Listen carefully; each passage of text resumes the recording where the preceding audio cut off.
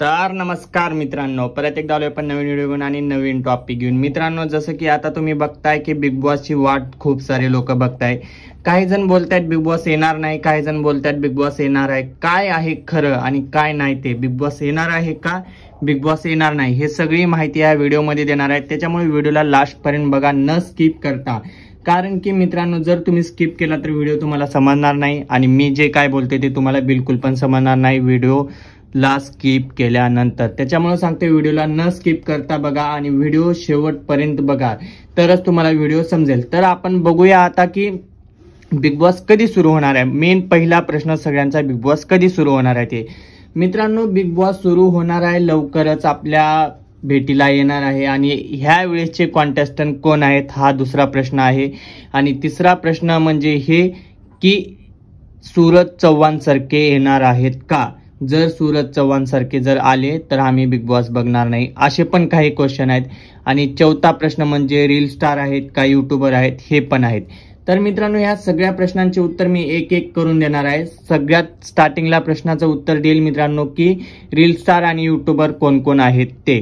मित्रांनो, आणखी कॉन्टेस्टंटची लिस्ट आलेली नाहीये, पण युट्यूबर आणि रील स्टार हे कन्फर्म आहेत, दोन तरी आहेत, ही कन्फर्म न्यूज आहे। कारण की मोठे मोठे जे युट्यूबर आहेत, जसं की श्रीमान लेजंड अशासारखे युट्यूबरला पण संधी भेटलेली आहे आणि छोट्यासारख्या युट्यूबरला पण संधी भेटलेली आहे। म्हणजे जे फेमस युट्यूबर आहेत आणि फेमस रील स्टार आहेत अशा लोकांना संधी भेटलेली आहे। पण काही युट्यूबरने मित्रांनो ती संधी जी आहे, जे बिग बॉस मध्ये त्यांना ऑफर आली होती, ती ऑफर नकार दिलेली आहे। काही युट्यूबरने डायरेक्टली तोंडावर नकार दिलेला आहे। त्याचं एकच रिझन आहे मित्रांनो की त्यांना त्या शो मध्ये ऍज अ गेस्ट म्हणून जायचं आहे, ना की कॉन्टेस्टंट म्हणून जायचं, असं एका युट्यूबरचं स्टेटमेंट आलेलं आहे। त्या स्टेटमेंट नुसारच मी सांगतोय की त्याला फक्त मध्ये गेस्ट म्हणून जायचं आहे, ना की कॉन्टेस्टंट म्हणून जायचं आहे। आणि दुसरा प्रश्न मित्रांनो, जे रील स्टार आहेत ते रील स्टार 3 ते 4 राहणार आहेत, जसे की गेल्या वेळेस पण होते तसंच रील स्टार ह्या वेळेस पण भरपूर काही आहेत। त्याच्यामुळे रील स्टार हा कुठला असणार आहे ही काही कन्फर्म न्यूज नाहीये माझ्याकडे, पण रील स्टार हे 3 ते 4 राहणार आहेत, ही कन्फर्म न्यूज आहे।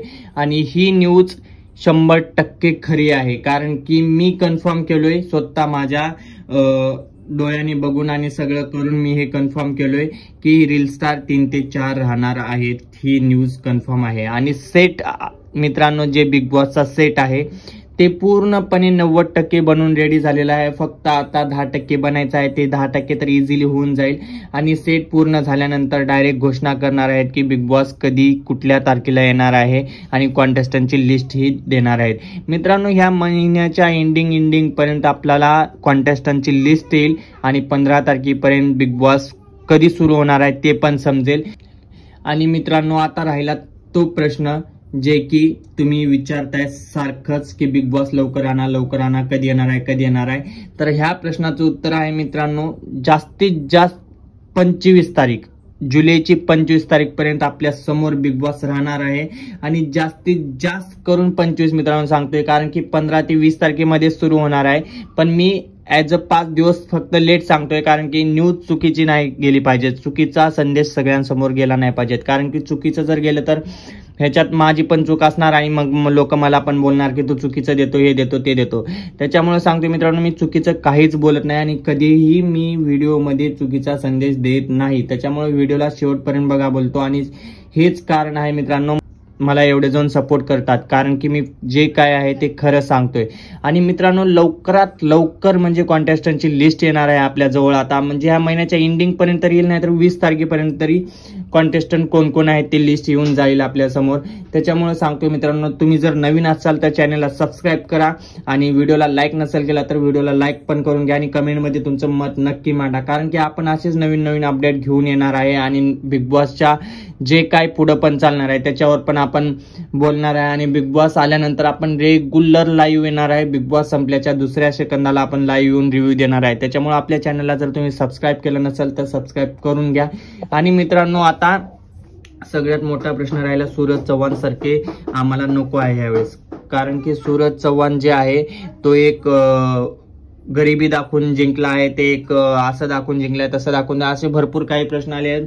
तो एक भाग वेगळा होता मित्रांनो। सूरज चव्हाण जे गेम मध्ये केलं त्यानुसार जर बघा गेलं तर तो जिंकू शकत होता आणि जिंकला पण आहे, कारण ते त्याच्या मेहनतीचं फळ त्याला भेटलेलं आहे आणि त्यानं जे काय केलं ते सगळं रिअल दाखवलं. त्याच्यामुळं महाराष्ट्राची पब्लिक एवढी वेडी झाली होती त्याच्या पाठीमागं.